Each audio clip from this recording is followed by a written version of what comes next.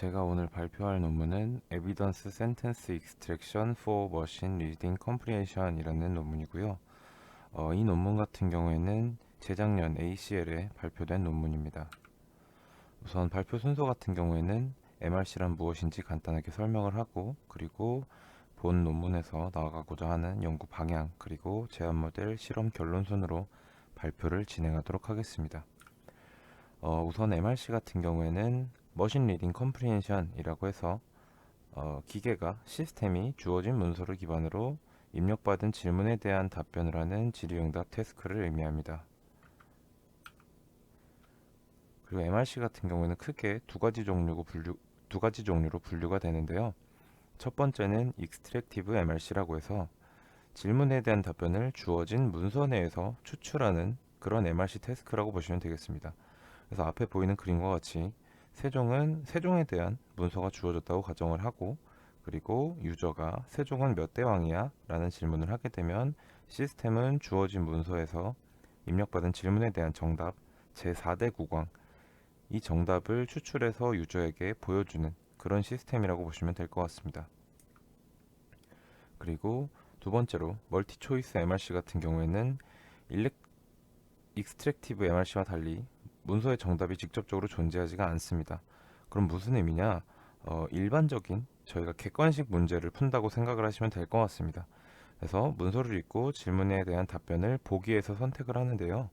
이때 지문이 주어지는 다지선다형 질의응답이라고 보시면 될 것 같습니다. 그리고 또 다른 특징으로 익스트랙티브 MRC와 비교적으로 정답 예측에 대한 근거를 제시하기 힘들다는 점이 존재합니다. 이게 무슨 얘기냐면은 익스트랙티브 MRC의 관점에서 봤을 때 우선은 본 논문의 저자는 이제 세 가지의 장점이 있다, 세 가지의 이점이 있다라고 얘기를 하고 있습니다.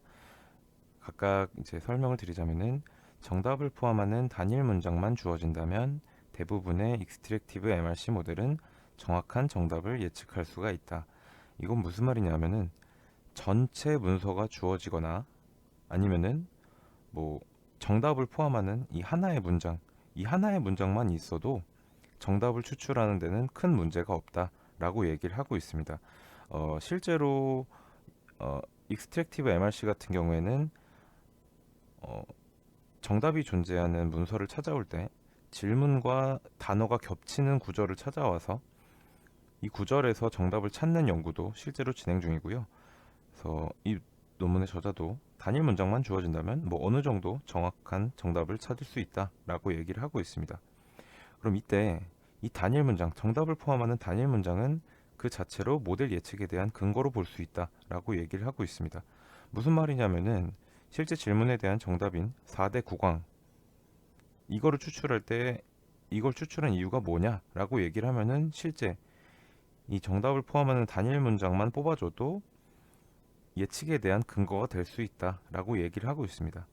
그리고 실제로 익스트랙티브 MRC를 확장할 때 오픈 도메인 QA라던가 실제로 문서를 직접 검색해 와서 정답을 추출하는 작업 같은 경우에는 정보 검색 모델을 통해서 이 하나의 문장만을 가져오는 것, 그러니까 정답이 존재하는 그 문장 단락을 가져오는 작업 자체가, 액션 자체가 이제 근거를 추출하는 행위로 볼 수도 있다라고 얘기를 하고 있습니다.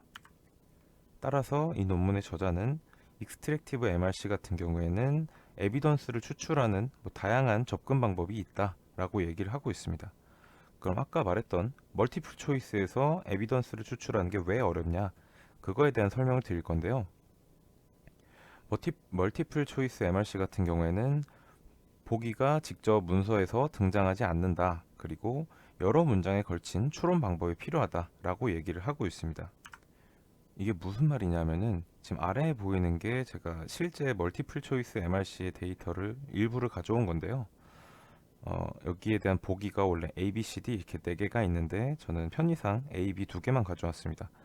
우선은 B 보기 같은 경우에는, 보기 B 같은 경우에는 실제로 주어진 문서에서 직접적으로 겹치는 단어, 등장하는 그 부분이 없는데 반해 차민 보기고요. 그러니까 정답인 보기고요. A 같은 경우에는 실제 문서에서 겹치는 단어들이 다수 존재하지만 실제로 정답인 보기는 아닙니다. 그리고 지금 봐서 아시겠지만은 정답 A가 정답이 되려면 이 보기 A가 정답이 되려면 S9과 S11 이 두 가지 문장을 통해서 이 두 개의 문장을 가지고 여러 문장에 걸친 추론 방법이 필요하다라고 얘기를 하고 있습니다. 따라서 멀티플 초이스 MRC 같은 경우에는 에비던스를 추출하기가 어렵다라고 이 논문의 저자는 얘기를 하고 있습니다. 따라서 본 논문의 저자는 어떤 방향으로 연구를 하고자 하냐면은 멀티플 초이스 MRC에 적합한 에비던스 검출 방법을 제안하고자 합니다. 첫 번째로 디스턴스 슈퍼비전을 통해서 멀티플 초이스 MRC에 적합한 에비던스 문장 추출기를 학습하고 이 문장 추출기를 직접 MRC 모델에 활용하는 방법, 그리고 제가 디스턴스 슈퍼비전 방법을 통해서 에비던스 문장 추출기를 학습하겠다라고 얘기를 했는데 이 말이 무슨 말이냐면은 에비던스 문장 추출기를 학습하기 위해서 필요한 데이터가 실제로는 공개되어 있지 않으니 이제 특정한 휴리스틱한 방법을 통해서 데이터를 만들어 줄 거예요. 디스턴스 슈퍼비전 방법을 통해서. 하지만 이 방법 같은 경우에는 휴리스틱한 방법으로 데이터를 만들었기 때문에 노이즈도 굉장히 많이 포함된 상태예요. 그래서 이 논문은 이 노이즈를 줄일 수 있는 방법을 같이 사용해서 에비던스 문장 추출기를 조금 더 효과적으로 학습할 수 있는 방법을 제안하고자 합니다. 이제 앞에 보이는 모델이 이제 본 논문에서 제안하는 모델의 구조라고 보시면 되겠는데요. 지금 보이는 그림 같은 경우에는 에비던스 추출기의 모양이라고 생각을 하시면 됩니다. 우선은 에비던스 문장 추출용 데이터가 있다고 가정을 하고 우선은 모델에 대해서 설명을 드릴게요. 모델의 입력 같은 경우에는 센텐스, 그러니까 문서를 n개의 문장으로 쪼개고 나서 이 각각의 문장을 에비던스가 될 수 있는 후보들이라고 보면 되겠죠. 그래서 각 문장을 질문과 옵션스, 그러니까 주어진 보기 전체, 뭐 5개의 보기가 있다고 하면은 5개의 보기 전체가 입력이 되겠죠. 그래서 센텐스와 질문 그리고 보기 이 문장들을 하나의 시퀀스로 묶어서 트랜스포머에 입력을 할 거예요. 이때 제안 모델 같은 경우에는 GPT를 사용을 했지만 실제로 본 논문의 저자는 GPT를 사용하든 버트를 사용하든 크게 상관이 없다. 이 모델을 통해서 말하고자 하는 것은 에비던스 문장 추출기를 만들어서 MRC에 성공적으로 적용을 했다라는 접근 방법이기 때문에 어떤 모델을 썼는지는 사실 중요하지가 않아요. 아무튼 사전학습 모델, 트랜스포머를 이용을 해서 벡터를 만들고 그리고 각각을 리니어 함수를 통해서 소프트맥스를 거칠 거고요. 결과적으로는 각각의 문장이 에비던스일 확률을 추출한다고 생각하시면 될 것 같습니다. 그래서 지금 트레이닝 단계에서 보시면은 가장 확률이 높은 에비던스 문장은 센텐스 n이 되겠네요. 그래서 이런 식으로 학습을 할 거고요. 실제 프리딕션 단계에서는 이제 학습 단계와 동일하게 센텐스 각각을 질문과 보기와 함께 엮어서 하나의 시퀀스로 만들고 모델에 입력을 한 다음에 가장 확률이 높은 센텐스 n개를 뽑아줄 거예요. 이 n개의 기준 같은 경우에는 뒷페이지에서 설명을 드리도록 하겠습니다. 그래서 이 예시에서는 센텐스 2번과 센텐스 n이 가장 확률이 높은 에비던스 문장이 되겠죠. 그래서 이 두 개의 문장을 추출해서 이제 뒷단계에서 MRC 단계에서는 문서 전체 대신에 센텐스 2와 센텐스 n만 입력으로 주어진다고 생각을 하면 될 것 같습니다. 그래서 조금 더 중요한 정답 추출에 도움이 될 것 같은 문장 두 개를 MRC 모델에 넘겨준다 라고 보시면 될 것 같습니다. 제가 앞에서 모델 설명을 드릴 때는 에비던스 문장을 이제 추출할 수 있는 데이터가 이미 있다고 가정을 하고 모델에 대한 설명을 드렸는데 이번에는 어떤 거에 대해서 설명을 드릴 거냐면은 에비던스 문장 추출기를 학습하기 위한 데이터를 만드는 과정에 대해서 설명을 드릴 거예요. 아까 서론에서 말했던 대로 디스턴스 슈퍼비전 방법을 이용해서 데이터를 만들어 줄 거고요. 이 데이터를 만드는 방법은 선형계획법을 이용을 할 거예요. 그래서 오른쪽에 있는 식이 이제 제약 조건, 그리고 왼쪽에 있는 식을 만족하는 문장을 이제 레이블링 한다고 보시면 될 것 같습니다. 제약 조건에 대해서 먼저 보면은 L은 그 최대 문장 개수. 제가 아까 모델 구조에 대해서 설명을 드릴 때 두 개의 문장을 뽑았다라고 얘기를 했었죠. 그래서 이 경우 같은 경우에는 L 값이 2인 경우예요. 그래서 도큐먼트에서 몇 개의 문장을 뽑을 건지 그거에 대한 맥스 값이라고 보면 되겠고요. SJ는 이제 도큐먼트를 구성하는 각각의 문장이라고 보시면 될 것 같아요. 그래서 왼쪽의 식을 최대로 하는 그런 SJ 개수는 L개를 넣으면 안 된다라고 보시면 될 것 같습니다. 이게 무슨 말이냐면은 왼쪽에 있는 식으로 각각 SJ에 대한 스코어를 뽑고 거기서 최대 L개를 추출한다고 보시면 될 것 같아요. 그러면은 왼쪽에 있는 식은 뭐냐? VI 같은 경우에는 도큐먼트를 구성하는 각각 단어에 대한 웨이트라고 보시면 되겠는데요. 이 웨이트 값 같은 경우에는 VI가 현재 정답에 존재한다면 이 VI 값, 웨이트 값은 1이 되겠고요. 그리고 VI 단어가 이제 질문에는 존재하지만 정답에는 존재하지 않을 경우에는 이 해당 단어에 대한 웨이트 값은 0.1, 그리고 그게 아닌 경우, 이 위 두 경우가 아닌 경우에는 0점을 부여할 거예요. 그리고 CI는 뭐냐? SJ를 구성하는 각각의 단어라고 보시면 될 것 같아요. 바이너리 값인데 사실 말이 바이너리 값이지 그냥 어떤 SJ를 뽑았을 때 왼쪽에 있는 값이 가장 최대가 되는지 라고 생각을 하시면 될 것 같습니다. 그래서 좀 쉽게 풀어 쓰자면은 왼쪽에 있는 식은 맥스를 지우고 이 시그마만 가지고 각각 SJ에 대한 점수를 쫙 매기고 그리고 가장 큰 값부터 잘라온다고 생각을 하시면 되겠습니다. 이때 몇 개의 값을 잘라오느냐? 최대 L개만큼의 문장을 잘라온다 라고 보시면 될 것 같습니다. 우선은 이런 식으로 데이터를 임의로 레이블링을 해줄 거예요.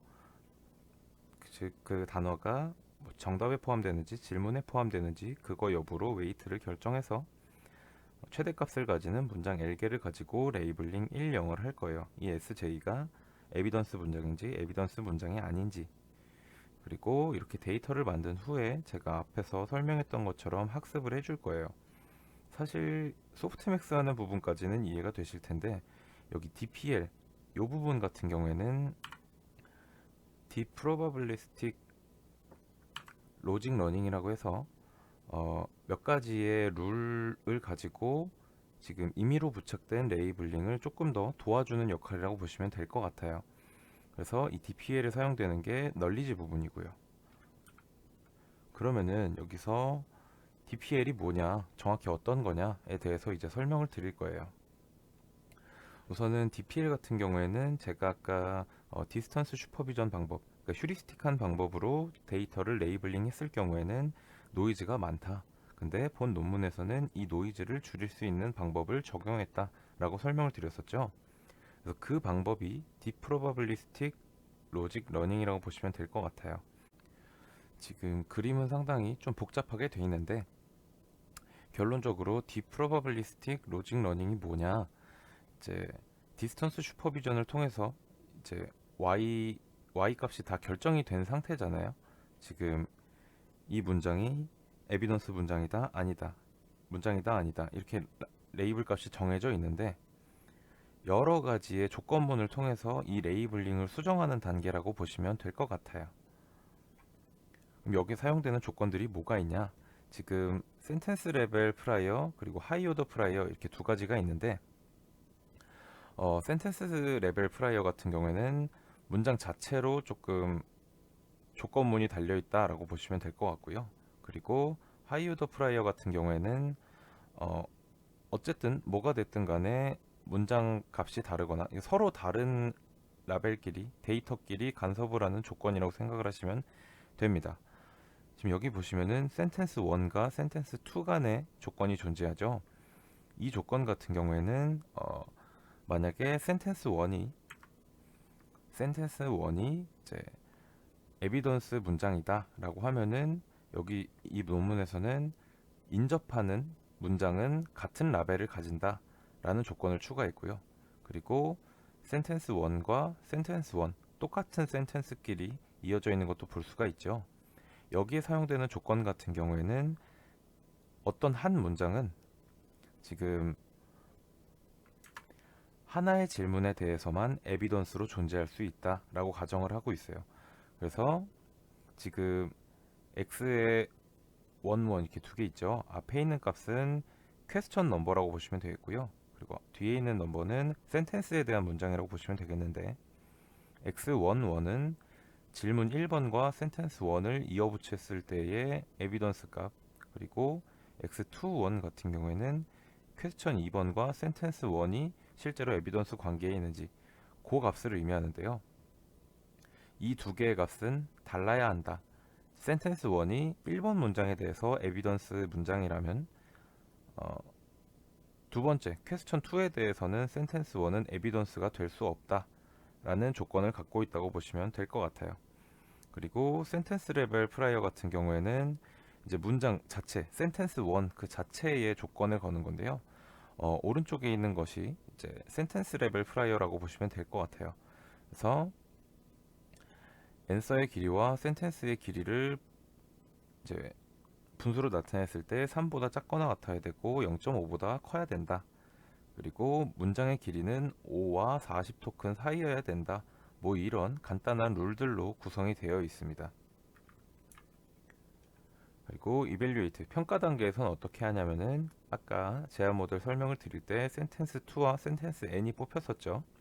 그래서 이 두 개의 문장과 퀘스천 그리고 하나의 옵션, 지금 옵션 쓰라고 되어 있는데 실제로는 옵션 하나가 들어간다고 생각을 하시면 돼요.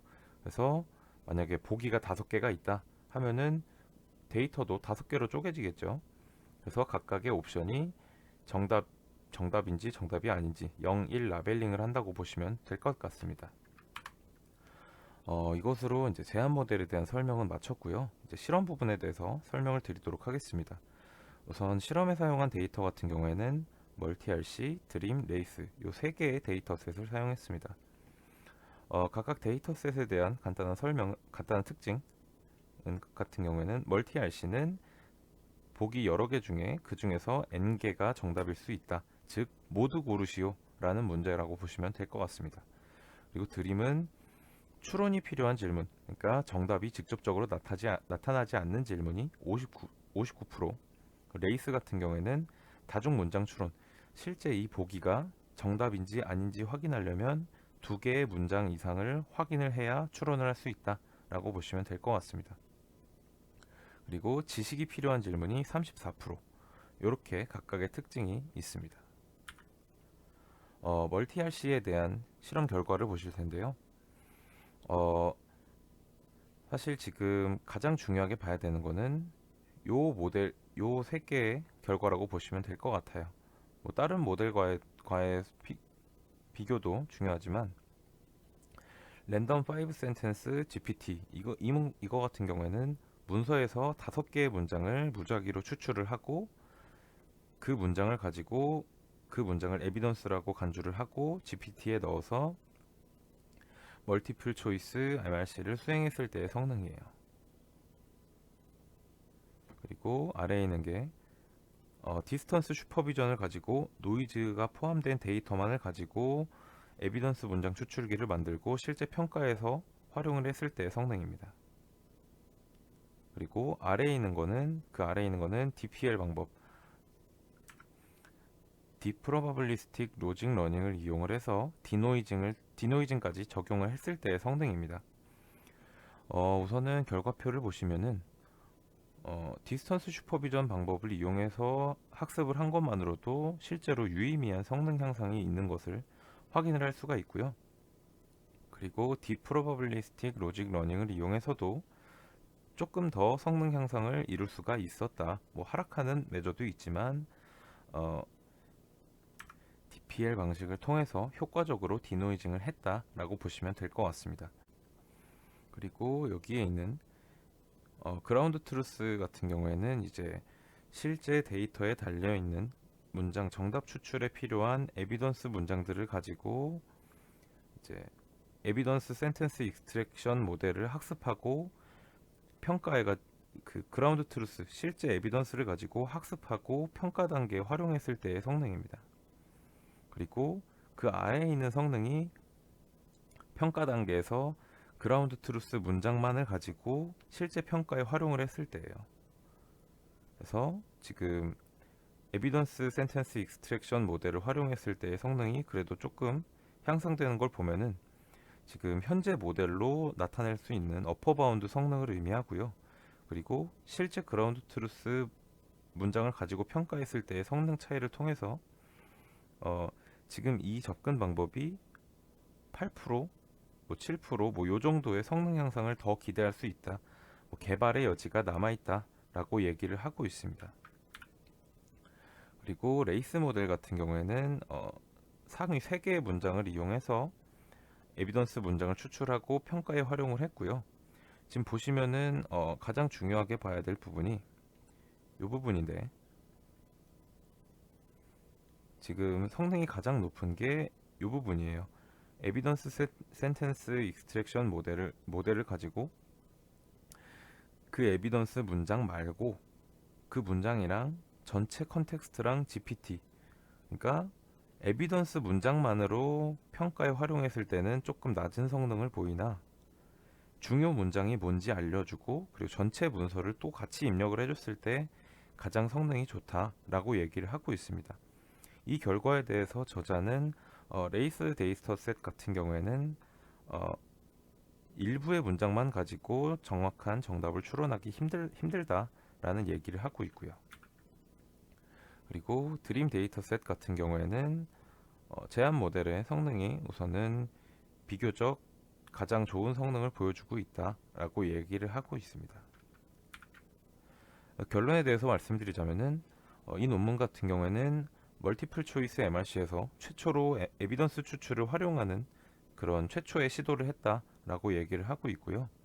그리고 디스턴스 슈퍼비전의 노이즈를 줄이기 위한 그런 여러 방법들을 적용해서 좀 효과적으로 활용을 할 수가 있었다라고 얘기를 하고 있습니다. 그리고 예측 에비던스를 이용한 추론과 실제 에비던스 문장을 가지고 추론하는 방법의 성능 차이를 통해서 이 접근 방법 자체에 이제 개선의 여지가 있다라고 얘기를 하고 있습니다. 우선 제가 오늘 준비한 발표는 여기까지고요. 감사합니다.